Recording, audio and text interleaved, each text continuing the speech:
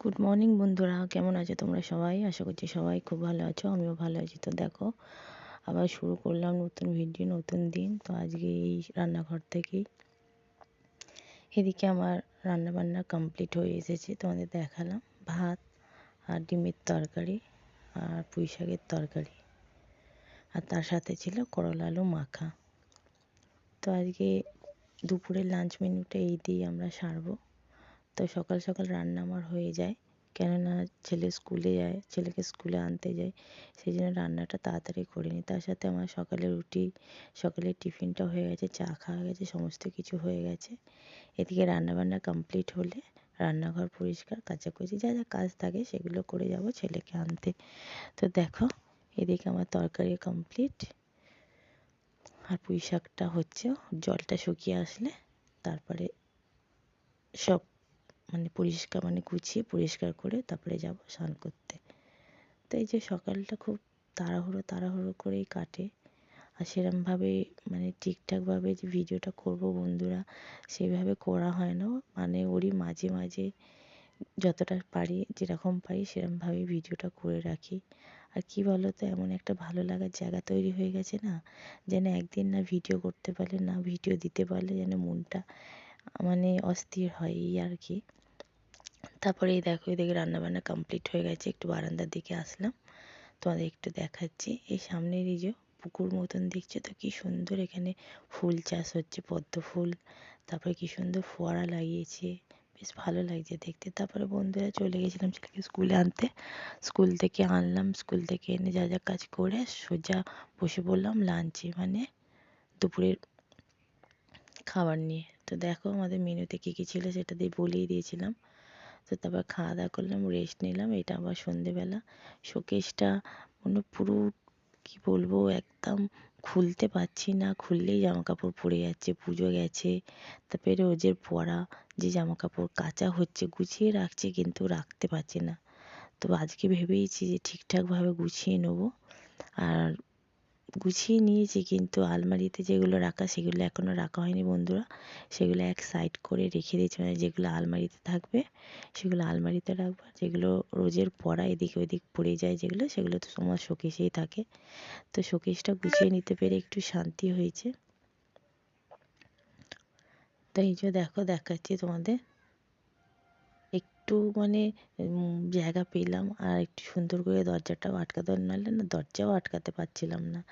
তারপরে এই যে দেখো, বারান্দার দিকে এলাম, এসে দেখছি এরাই এই লাইটিংটা সেট করে নিয়েছে, যে বললাম সকালে, ওরা এই পুকুরটার মধ্যে ফুল, তারপরে এরকম ফোয়ারা, এরকম কিছু একটা করেছে। ফুল তো চাষ হচ্ছে, আর ফোয়ারাও লাগিয়েছে, দেখো কি সুন্দর দেখতে লাগছে না? তো আমি ভাবলাম, বাহ, হেবি সুন্দর তো লাগছে, একটু ভিডিও করি আর বন্ধুদের মাঝে শেয়ার করি। কেমন লাগছে বন্ধুরা বলো, কি সুন্দর দেখতে লাগে। এটা আরও সুন্দর দেখা যেত, কিন্তু সামনে একটা গাছ আছে, তো এই জন্য ঠিকঠাকভাবে দেখা যাচ্ছে না। এরকম জিনিস দেখতেও ভালো লাগে, আর মনটাও খুব ভালো লাগে, তাই না? অনেকগুলো লাগিয়েছি এরকম। তারপরে চলো, সন্ধ্যে থেকে তো কাজ বাজ, বিকেল থেকে, সন্ধ্যে থেকে না, সেই বিকেল থেকে কাজ বাজ হচ্ছে। এবার চা না খেলে হচ্ছে না, তো আমার 1 কাপ চা করে নিয়েছি, আর তোমাদের দাদার ছেলেকে ওই ঘরে দুধ আর হরলিক্সটা দিয়ে আসছি। তারপরে চা খেলাম, খেয়ে দিয়ে চলে এলাম সোজা সন্ধে দিতে। তো আমার উপরে সন্ধে দেওয়া হয়ে গেছে, নিচেও দেওয়া হয়ে গেছে। এবার তোমাদের সাথে শেয়ার করবো বন্ধু কিছু টিপস, যে ছোটো জায়গার মধ্যে কীভাবে সুন্দর করে ঠাকুরের জিনিস গুছিয়ে রাখবে, যাতে অল্প জায়গার মধ্যেও অর্গানাইজ থাকে।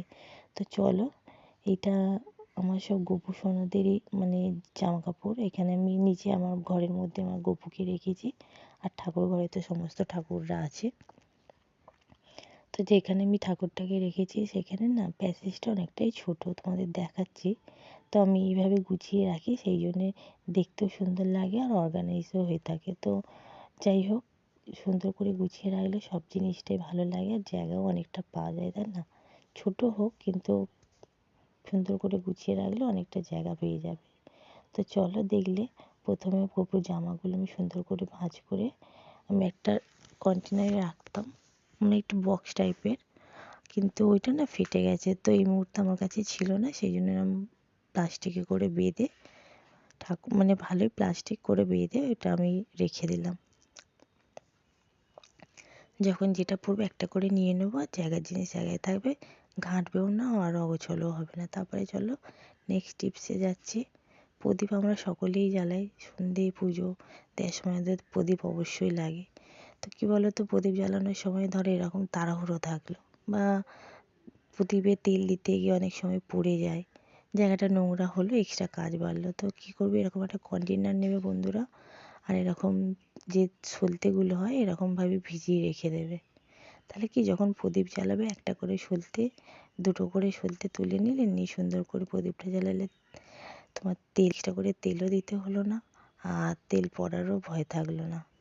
তো টিপসটা কেমন লাগলো অবশ্যই বলো। তারপরে চলে আসলাম পরের টিপস। ধুনো আমরা সকলেই দিই। তো ধুনো দেওয়ার সময় দেখবে অনেক সময় পড়ে, সাইডে পড়ে, আমার তো পড়ে এদিক ওইদিক। তো আমি এরকম নুন ঢালার, নুনের যে কন্টেনারগুলো হয়, ধুনোটাকে সুন্দর করে একদম গুঁড়ো করে নিয়ে ওরকম ধুনো, মানে নুনের যে কন্টেনারগুলো নতুন, ওর মধ্যে রেখে দিই। তাহলে একটু এদিকেও পড়ে না, নষ্টও হয় না, আর ধুনোটাও দিতে সুবিধা হয়। তারপরে চলো, পুজো আমরা সকলেই করি, আর পুজো করার সময় আমাদের অনেক কিছুই লাগে, করি। তারপরে এলাচ, লবঙ্গ, তারপরে হলুদের গাঁট, মানে পুজো সামগ্রিক যা যা লাগে সেগুলো তো আমাদের পুজো করার সময় লাগে অবশ্যই। তো এরকম একটা কন্টেনার নিলে এর মধ্যে সমস্ত কিছু গুছিয়ে রাখলে যখন দরকার হবে তখন ধান, তখন একটু একটু করে বার করে নিতে পারবে। তারপরে দেখালাম তোমাদের যে ধান একটা এরকম কন্টেনারে রেখেছি, নিতেও সুবিধা হবে আর কাজেও ইজি হবে। তারপরে তো তুলো কন্টেনারটা দেখালাম তোমাদের। তো বন্ধুরা, আর এক্সট্রা তুলো যেটা, সেটা এরকম একটা ছোটো কন্টেনারে করে রেখে দিয়েছি, কিন্তু পুরোটা ভেজাইনি, কখন যেটা সেটা ওরকমভাবে রেখে দিয়েছি। তবে দেখো, ছোটো জায়গা, বড় বড় জায়গা রাখতেও পারবো না, সেই জন্য এরকম কটা বোতল রেখেছি, গঙ্গা জলের বোতল, তারপরে ঠাকুরকে জল দেওয়ার বোতল, এইভাবেই সুন্দর করে গুছিয়ে রাখি, আর একটা ছোটো ঘুঁটি রেখেছি।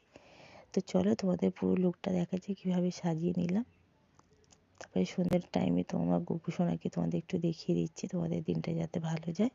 তো তারপরে এবার সুন্দর করে গুছিয়ে ফাইনাল লুকটা দেখাচ্ছি। তো বন্ধুরা, ভিডিওটা ভালো লাগলে লাইক শেয়ার সাবস্ক্রাইব করো, খুব ভালো লাগলে বন্ধুদের মাঝে শেয়ার করো, কমেন্ট অবশ্যই করো, কমেন্টে জানিও কেমন লাগলো।